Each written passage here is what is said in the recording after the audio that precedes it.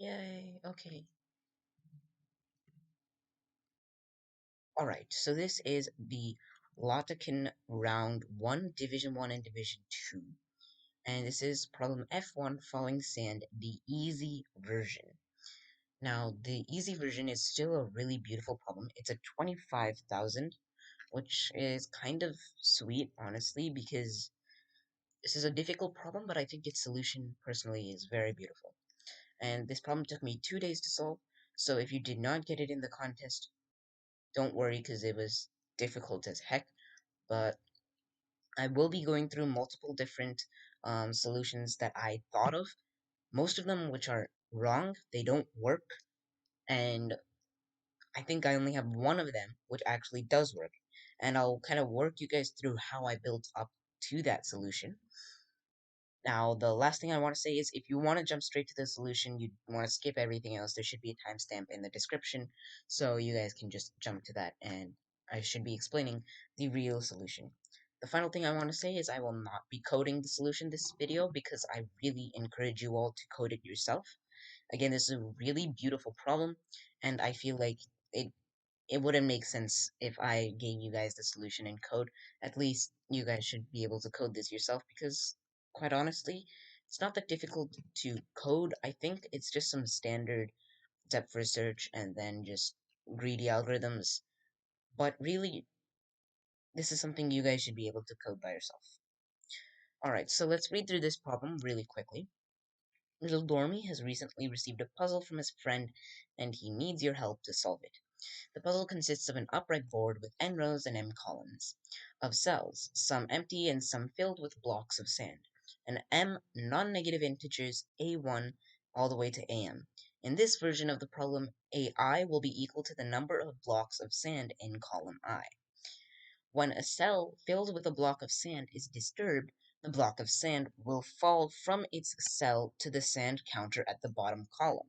Each column has a sand counter.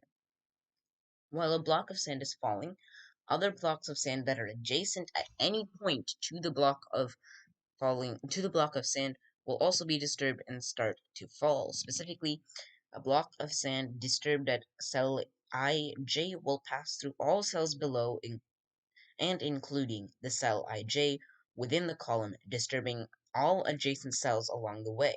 Here, adjacent cells are just the 4 adjacency and not the 8 adjacency. Note that the newly falling blocks can disturb other blocks. So if you do know Minecraft physics, think of this as Minecraft sand physics. I think that's actually what this is based off of. This problem is based off of Minecraft, but if you know that, good for you. This problem should make a lot more sense. In one operation, you are able to disturb any piece of sand. The puzzle is solved when there are at least AI blocks of sand counted in the ith sand counter for each column 1 to m. You are now tasked with finding the minimum number of operations in order to solve the problem.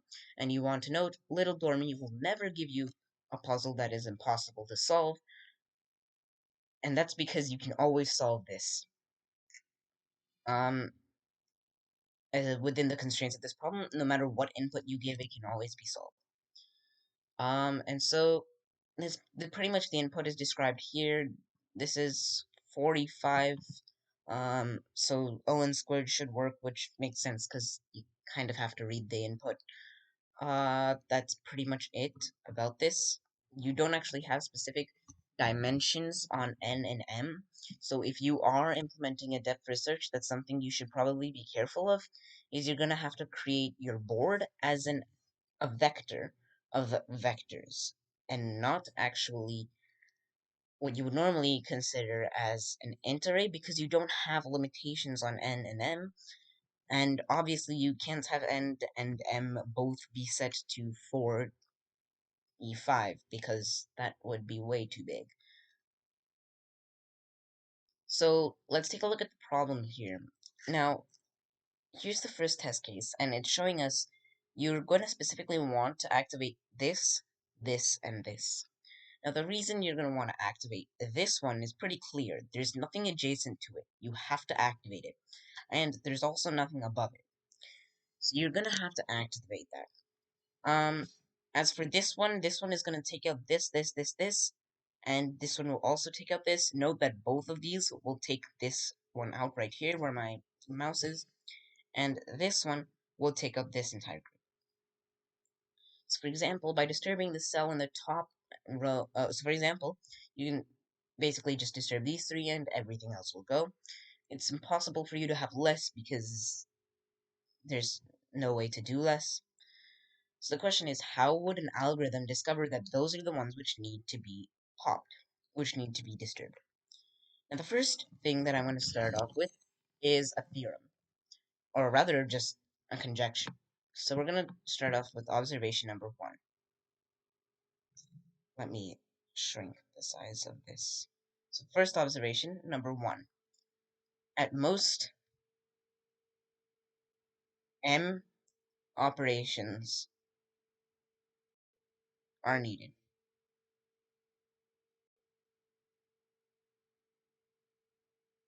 Right? That's the first one. And that should make sense to you. If you activate the topmost block of sand at each column, you're guaranteed to have every single block of sand fall. Often this is not going to be the real value. In fact, it will never be the real value. You can always do it in less than M operations. And that's because if you needed M operations, you would need to have every single one filled. But if you had every single one filled, then if you consider these two, just specifically these two, one of them is going to be higher than the other, or they're both going to be the same height, in which case you only need to use one. So that's why you're never going to have M operations. So if your algorithm backs up at M operations, you know you've done something wrong. So you want to make sure that you're never having M operations or more. So that's the first thing I wanted to talk about. Now, with that in mind, you might have a solution or a tentative solution already. And your tentative solution would probably look something like this, where, let me sit up a bit.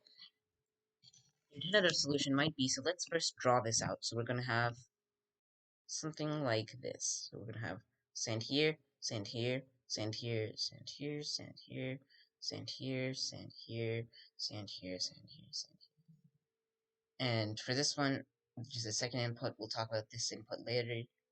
It's going to look like that. So you might be tentatively saying, okay, let's consider, and let's do this in red, each of the sand blocks, which is the highest for its column. So this one, this one, this one, oh, and there should be one more. Yeah. This one, and this one, and this one. And what we'll do is we'll compare their heights. So we say, okay, their height is going to kind of descend like this, right? It's going to be downwards, downwards, and then spike up and go down, right? And actually, one thing we can consider is there's nothing here, so we can consider this to go all the way down and spike back all the way up and then come back all the way down. And so what you would say is, okay, we did that. Well, that's great. So what you would just say is you would take the peaks. You would take this peak, and this peak right here. More specifically, you would take this one, because it's a peak. That's not a good choice. Let's put that down. You would take this peak right here, this peak right here, and this peak right here. And now that you've taken each of those peaks, you can think to yourself, okay, so what are we going to do with that? Well, that's our answer, right? Because these are each of the peaks needs to be activated. Now, this is actually true. Each of the peaks needs to be activated, right? Because every block of sand needs to be activated. The question is, can a peak activate another peak? You might be tempted to say no, because how could you traverse upward? But that's where this second example comes in. The actual answer is 1. Just this one. But if you were to use your same algorithm that we had earlier, you would see we were using this is the one, this is the one, and this is the one. So our graph would look something like this, and so we would take these two peaks. Right, and so you can see that's a wrong answer, because really, you only need this peak right here. You only need to select this one. Because by selecting this one, you'll trigger that one, and this one will trigger the rest. So, clearly, our algorithm is wrong. And that begs the question, okay, what are we doing wrong? So, pause and think what we might be doing wrong. Well, you might be tempted to say the thing we're doing wrong is we're considering some things which don't quite work. So this block, okay, this block right here, anything that's triggered in this block will trigger the entire block. So you might be tempted to say, okay, we'll use depth first search. We'll generate each block. Let me do this in a better color. We'll generate each block. And what we'll do with those blocks, we'll say, okay, assign that block the lowest value. So this has a highest value, this has a second highest value, this has a second highest value, this has a second highest value. Let's put this one over here. So basically we'll say this is 1, this is 1, this is 2, this is 2, this is 4, 4, 4, 5, 5, 5, 5. More generally, these are blocks. We'll consider them as blocks. And so now we'll take a look at the peaks. And we'll say, alright, great. Well, now we can just use the same algorithm as before to compare the heights of the highest ones. And by using the same algorithm as before, we're also doing something wrong. Let me explain. Consider this. Consider you at a board right here that look like this.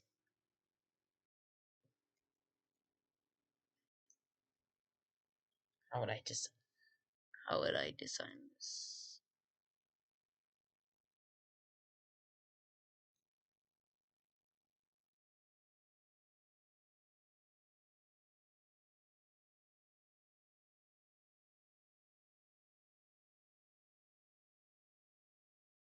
Yeah, okay. So consider you at a board that looked like this. This is gonna need to be over here. So 1, 2, and then 1, 2, 3, 4, 5. Like this. Now, if you take a look, this one, our algorithm is gonna think this one is higher than this one. Why? Why should it think that? Because that's clearly wrong, right? That's clearly wrong.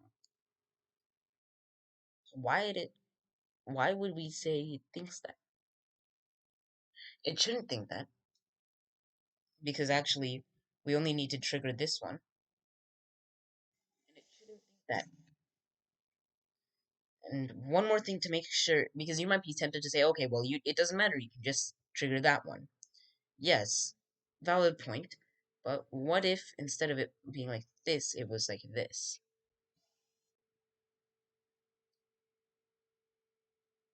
Right here, we had one, and then we had this go up here. Right? Again, you only need one. You only need one. But our algorithm would trigger this one and then trigger this one. But you only need to trigger anything in here, and everything will fall. So it's clearly wrong. It's clearly biased in some way, and it's not getting the correct height. So what can we do? Well, the true answer relies a little bit of both of the things that we've talked in the past. So let me just undo everything here. So we're just left with what the boards actually were. So what we're going to do is we're going to, as we did in one of the algorithms, or both of them actually, we DFS. We DFS and we form groups. So I'm going to form groups like this. Don't think of these as individual blocks of sand. No, these are groups. So you've got some groups like this, right? And in this one, you'd have groups like this.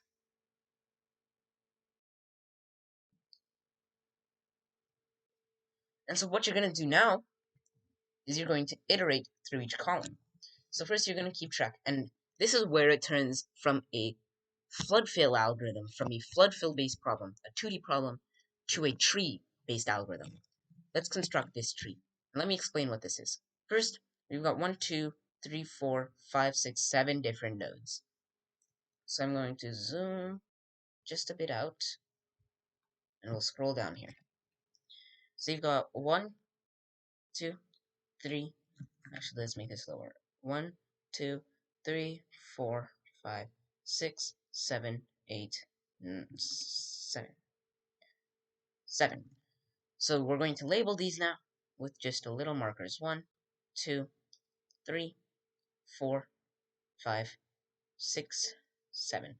And now we're just going to go column by column and see what triggers what. Well, 1 triggers 6, so we're going to draw a line from 1 all the way to 6. 1 to 6. And along its way, 1 also triggers 2. So we're going to say 1. It's going to trigger 2. Now, consider 2. Well, 2 is going to trigger 6.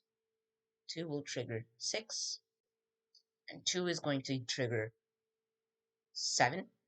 So 2 is going to trigger 7. Alright.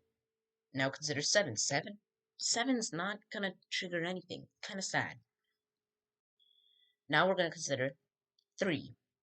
Well, 3 is going to trigger 7. And that's it. Now consider 4. 4 is going to trigger 5. Now consider 5, because we're in this column. 5 is not going to trigger anything. Now, a better example for this would be one where we have something like this, where we go, for example, say we had something like this, and then we had this. Say,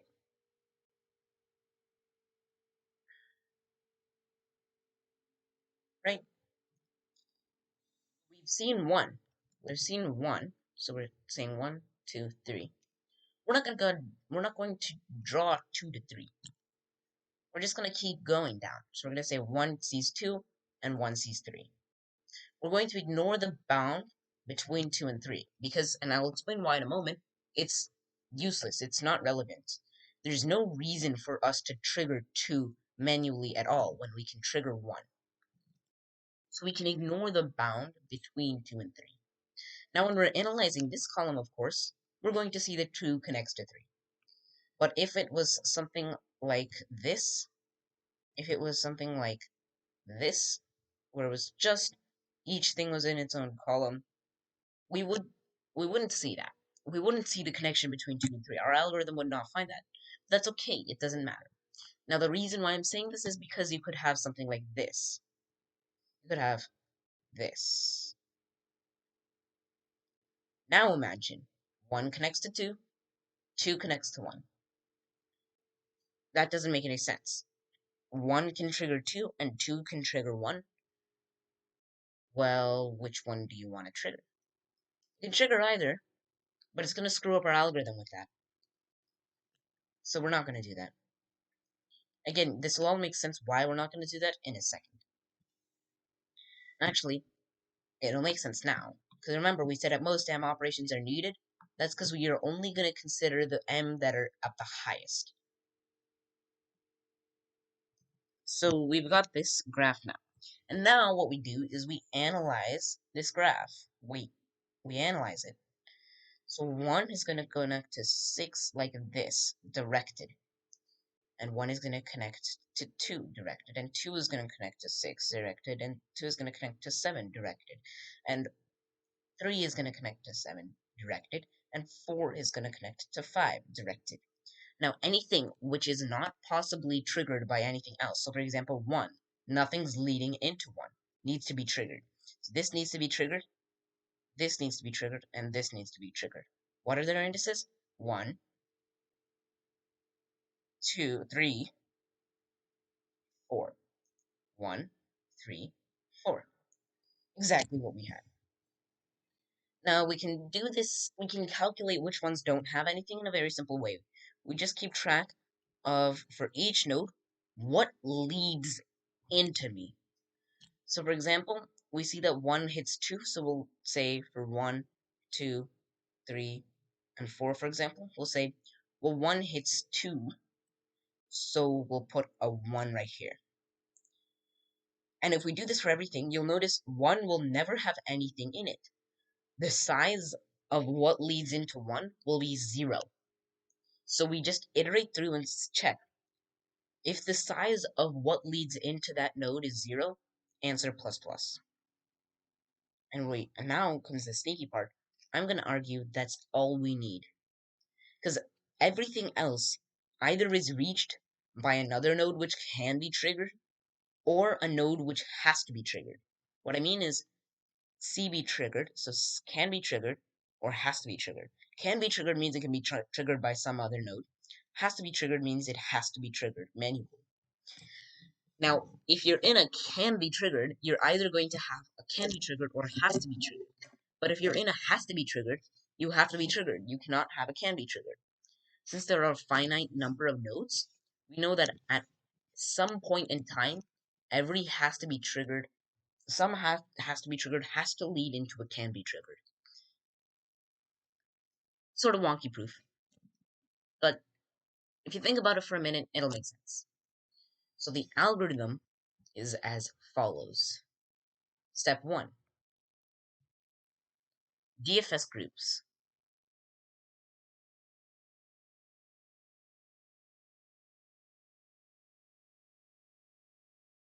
You could use DFS or BFS either way. Step 2. Column by column.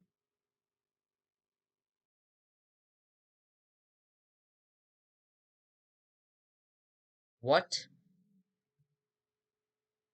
leads into a group? Right? That's what we had right here. That's what we were constructing right here. And this is a sort of a graph. We're not really going to consider it a graph. You can consider it an adjacency matrix if you want. A transposed adjacency matrix. And step 3, answer is number of zeros in, let me make that up better, zeros in above. Right? So it's a 3-step algorithm. Step 1, DFS groups. Step 2, go column by column to construct an adjacency matrix. And step 3, find how many of them are reverse adjacent. So you'll basically have a transposed adjacency matrix when you're constructing it. If you notice that 1 leads to 2, you'll put inside 2, 1. Anything with 0 leads, basically anything which has nothing leading into it, just count the number of those, and that's your answer.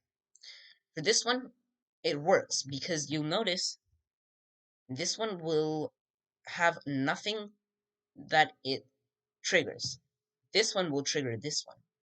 So you'll end up with a graph that looks like this. You'll end up with a graph that looks like this, where this is 1 and this is 2. So 2 leads into 1. And so the answer is 1. And that's basically the algorithm which you would want for this problem. So that's it for this problem. That's why I said this is a really interesting problem, and it's a beautiful problem. I have not yet solved F2. F2 is one where you actually need to consider how many need to fall. Like, right? How many do I need to fall? And F2 has something similar to this. Basically, you just need to calculate for each of these nodes. Is it needed? If it is not needed, don't use it. If it is needed at all, use it. And you have to go from left to right and consider things like sequence. And I'm still working on how you would actually do that. But once I have it, I promise I'll release a video letting you guys know how to approach this problem. But for the time being, that is all I have for problem F1, falling sand, the easy version. The easy version is clearly not so easy. I think these are both, yeah, so one of them is 2000, the other one is 2,500. The other one is 3,000. I'm not going to code this because I don't think it's worth it to code. The algorithm kind of clearly holds, and it doesn't really seem too tricky to code it, so I think you guys can figure that out. If you're confused on how to do depth first search, you can check out my video on depth first search. It won't tell you exactly how to do flood fill, but it should give you a good idea of how you can approach slash tackle something like flood fill. And this one should be pretty easy since you have to read in a bunch. You should have enough practice constructing adjacency matrices, or rather adjacency lists, and hence reverse adjacency lists. And that's pretty much it. The last thing I want to say is there are at most 400,000 divided by 2, which is 200,000 groups. And that happens if the groups are sort of like a checkerboard. Sort of like boom, boom, boom, boom, sort of like this. Sort of like this in this pattern. That's how many groups you'll have at most.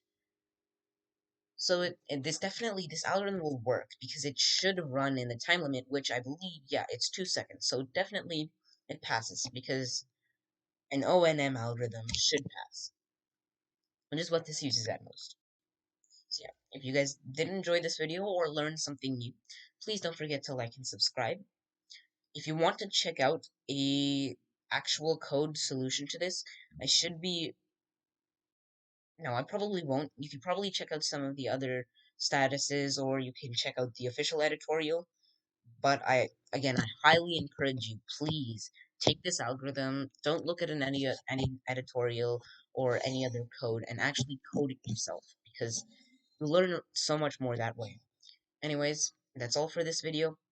Don't forget, you should probably like and subscribe if you want to see more of these videos, and leave a comment down below letting me know which problem you want me to do next. I promise I'll get to them. See ya.